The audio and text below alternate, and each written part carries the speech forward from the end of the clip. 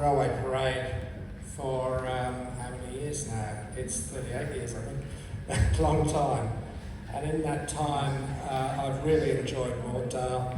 It reminded me of where I came from in England, which was a village. So the first thing I'd like to say, well, of course, it is a community.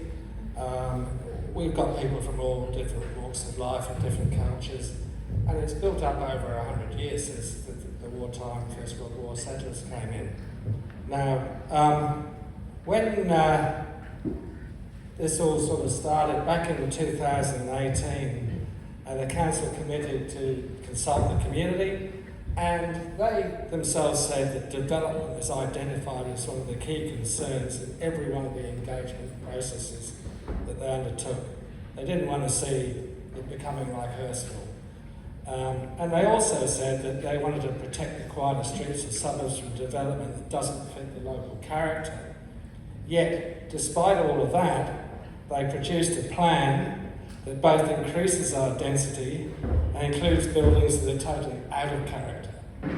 And we've seen this by what has happened just over the other side of the track there, where in went a 6-storey building with more than 30 units in it that was replacing 2 houses.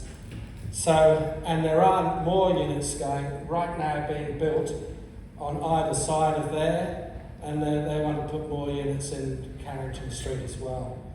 Now, this went ahead without the community knowing anything about it, because when the land was rezoned, it went the developers came in with a plan. The plan was approved because it went to the state government planning office, because the development application was for over $5 million. So the local people were completely usurped. I mean, nobody knew anything about it. It just happened. Now, we ask, well, why is this happening? And the state government imposed greater targets on the council.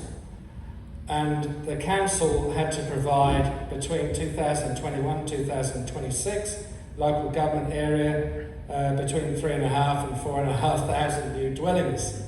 They got a lot of funding from it.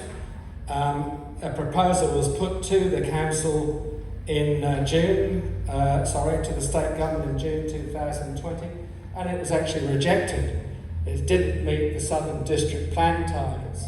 So they were asked to go ahead and produce another plan.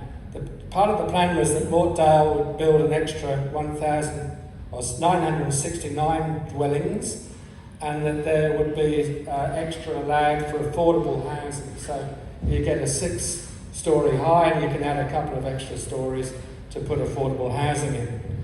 Now, the point about all of that is that when you look at the population forecast for Mortdale, the population is forecasted to increase by 692 people between now and 2036. And they also say that the average household size is expected to fall from 2.6 per house to 2.53 by 2036. And if you do the maths, you'll see that, hey, we really only need 273 new dwellings. That's less than a quarter of the 1,000 odd that they want to put in. Now, conversely, if they put in 1,189 dwellings with an average of 2.53 people, then you get an extra 3,000 people being put into the area. So, is this what we want for our villages? If you look at the future housing investigation area shaded for the LEP 2025 and beyond, you'll see that they've shaded all of the area between here, the station here, and the station, Peninsula Station. They've shaded all of the area down there. They've shaded around Oakley. And what they say in their priorities is that residential suburbs will be protected and retained unless identified as areas of change or investigation. So in other words, they've got carte blanche to redevelop all of those areas if they want to. So is this what we want for Mortdale? Well, high rise, 22 metres high or 6 stories, and then affordable housing to take it up to 8 or 9 stories. Now, population growth may be inevitable, but building high-rise in Mortdale is not desirable or inevitable.